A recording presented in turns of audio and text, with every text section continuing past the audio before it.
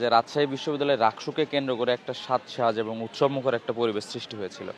তো এই উৎসবমুখর এবং এই উৎসবের আমেজটাকে বিভিন্ন বিষয়কে ইস্যুকে সামনে এনে এটাকে নষ্ট করা হয়েছে।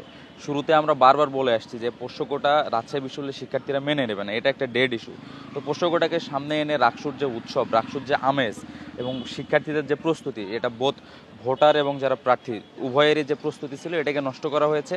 সর্বশেষ সকল প্রস্তুতি থাকা সত্ত্বেও রাকসু নির্বাচনটাকে পেছানো হয়েছে, আপনারা জানেন। তো এই পেছানোর মাধ্যমে দুইটা জিনিস যেটা হয়েছে সেটা হচ্ছে এই যে উৎসব মুখর এবং উৎসবের যে আমেজ, রাকসুর যে আমেজ, এই আমেজটাকে নষ্ট করা হয়েছে এবং শিক্ষার্থীদের মনে সংশয় দেখা দিয়েছে। কারণ আপনারা জানেন যে রাকসুর ডেট কিন্তু 4বার দেওয়া হয়েছে, এ পর্যন্ত 4বার রিশিডিউল করা হয়েছে, 2বার তফসিল দেওয়া হয়েছে, বেশ কয়েকবার তফসিল রিশিডিউল করা হয়েছে এবং 4বার তারিখ পরিবর্তন করা হয়েছে। তো এই জায়গা থেকে একটা সংশয়ের জায়গা শিক্ষার্থীদের মাঝে আসতেই পারে।